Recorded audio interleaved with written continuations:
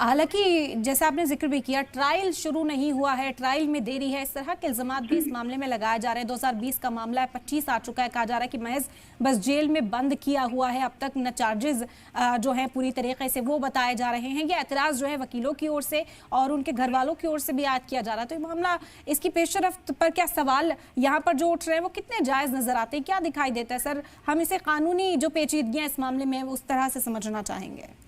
देखिए, जो ये बात आपने कही, ये एक, अगर हम एक नॉर्मल ह्यूमन बीइंग बात कर रहे हैं, एक जो कानून का जानकार नहीं है और ऑर्डिनरी वे में बात कर रहे हैं, तब ये बातें बिल्कुल जायज और सही लगती हैं कि अभी तक ट्रायल नहीं हुआ। लेकिन कानून की पेचीदगियां, जैसा आपने सवाल में ही कहा, कानून जो है बड़ा स्पष्ट है। यूएपीए में जो प्रोविजन है वो कई दफा हम कहते भी हैं कि इस चीज को बताते हुए कि भाई बड़े सख्त प्रोविजन हैं।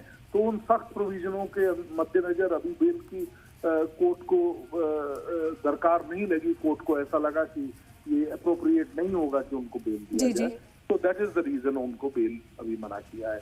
यूएपीए का होना अपने आप में एक बहुत बड़ा, लीगली स्पीकिंग सुप्रीम कोर्ट ने इस पर्टिकुलर चीज पे अपना जो लॉ है, प्रोपोजिशन, उसको बताया हुआ कि ये जायज है। तो अगर ये जायज है तो उसी के तहत उनको बेल आज सुनाई हुई है। बिल्कुल संजय साहब, स्टैंडर्ड बेल से और यूएपीए जैसा कि आप यहाँ पर डिस्कस करें वो बेहद हसास मुद्दा हो जाता है। तो क्या डिफरेंस नजर आता है उस मामले में बेल मिलने में, जो प्रोविजंस का आप जिक्र करें, अगर आप तफसील से उन्हें समझा पाए तो? देखिए, ये है कि उसमें काफी चीजें जो, जैसे मैंने आपको बताया कि अनलॉफुल एक्टिविटीज के बारे में वो एक्ट है, उसकी कौन सी धाराएं लगी हैं, कौन कौन से वो चीजें, वो सब चीजें इन टोटलिटी देखना होता है। और उसको इन टोटलिटी देखते वक्त हम ये पाते हैं कि हाई कोर्ट ने इस चीज को वे अवश्य किया होगा और देखा होगा कि अभी ये अप्रोप्रिएट नहीं है। तो दैट इज द रीजन। और वो रैशनल, उस पूरे जो ऑर्डर है, वो ऑर्डर को भी देखना बाकी है, क्योंकि हम जिसको देख रहे हैं कि क्या रैशनल दिया है, क्या अप्रोप्रिएट रीजन रखा है कोर्ट ने।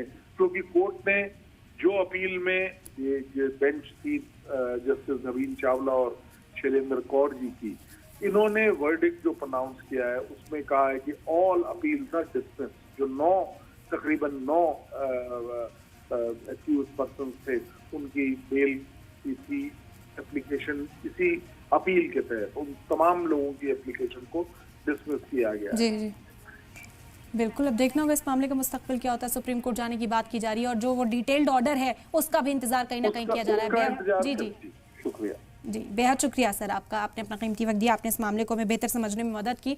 और साथ ही साथ अब आपको सुनवाते हैं अर्जी गुजार के वकील का क्या कुछ कहना है, अब आगे क्या करेंगे, अमित प्रसाद जी की बाइट आपको सुनवाते हैं।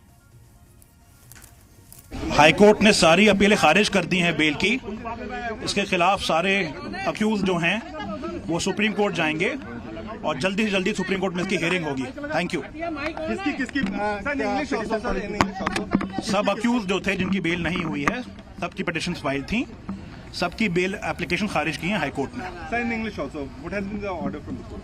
The order has been that all the appeals have been dismissed. We had taken grounds of massive delay in trial, but even then the High Court has seen it fit to dismiss the bail appeals and the bail applications. We will approach the Supreme Court immediately against this, and we are hopeful of a sympathetic hearing from the Supreme Court. आप किसकी तरफ से पेश लगते हैं?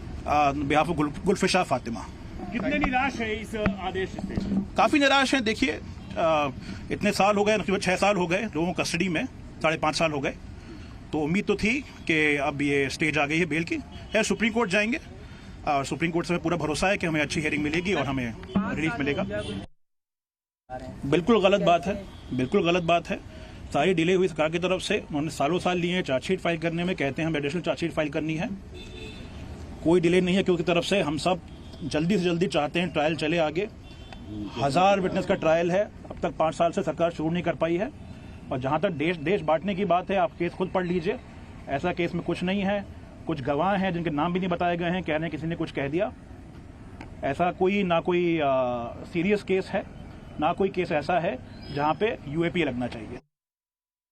यहाँ पर आपने अर्जी गुजार के वकील को सुना गुलफिशा फातिमा की तरफ से पेश हुए अमित प्रसाद का साफ तौर पर कहना है कि फौरी तौर पर अब सुप्रीम कोर्ट का दरवाजा खटखटाया जाएगा। एतराज भी कई मामलों को लेकर यहां जाहिर किया जा रहा है कि ट्रायल अब तक इतना डिलेड क्यों था, जो चार्जेस फाइल करने हैं वो चार्जेस अब तक क्यों नहीं लगाए गए हैं, और कोई पुख्ता सबूत भी उनके जो फरीक हैं उनके खिलाफ पेश नहीं किए जा रहे हैं कोर्ट में। इस पर भी एतराज जाहिर किया जा रहा है और इस किस वजह से जो है दिल्ली हाई कोर्ट ने इस अर्जी को खारिज कर दिया है उस पर भी उन्हें सवाल हैं। तो अब सुप्रीम कोर्ट का रुख किया जाएगा।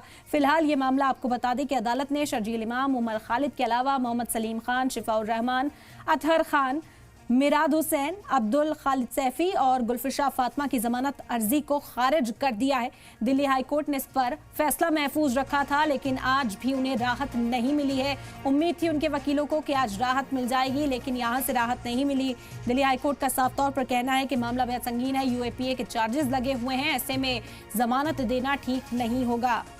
अब आपको बता दें कि साथ ही साथ डिटेल्ड ऑर्डर का इंतजार भी है। कोर्ट की ओर से कहा गया कि भारत को बदनाम करने की साजिश की जा रही है, जिस पर भी अर्जी गुजार के वकील इस वक्त एतराज जाहिर कर रहे हैं। उनका कहना है कि इस तरह के इल्जामात सिर्फ लगाए जा रहे हैं, प्रूफ करने के लिए कोई सबूत अब तक कोर्ट में पेश नहीं किया गया। महज तारीख पर तारीख पड़ रही है। इस मामले की ट्रायल जो है वो अभी तक कंप्लीट नहीं हुआ है, चार्जेस पूरी तरीके से फ्रेम नहीं हुए हैं। चार्जशीट को लेकर भी पुलिस की ओर से यही कहा जाता है कि इस मामले में अभी डिटेल चार्जशीट और दायर की जाएगी। 5 साल का वक्त गुजर गया है, पेशरफ्त इस मामले में बेहद स्लो है, ये इल्जाम लगाए है अर्जी गुजार के वकील ने। और अब सुप्रीम कोर्ट का दरवाजा खटखटाया जाएगा, इस बात को भी वाज़ेह कर दिया है कि फौरी तौर पर अब सुप्रीम कोर्ट का सहारा लिया जाएगा। 2020 में दिल्ली दंगों में इन लोगों को मुल्जिम बनाया गया है, लोगों को भड़काने, भीड़ को उकसाने, यूएपीए के तहत इन पर चार्जेस लगाए गए हैं, बेहद संगीन ये इल्जामात लगाए गए हैं इन सभी मुल्जिमीन पर। लेकिन अब साफ तौर पर इनके वकील का कहना है कि ये चार्जेस अब तक प्रूव नहीं किए गए, कोई पुख्ता सबूत जो है वो कोर्ट में पेश किया जाए, ट्रायल शुरू हो तो फिर अपनी दलीलें हम पेश कर सकेंगे। लेकिन क्योंकि ट्रायल भी डिलेड है, इस वजह से ये मामला आगे नहीं बढ़ रहा है।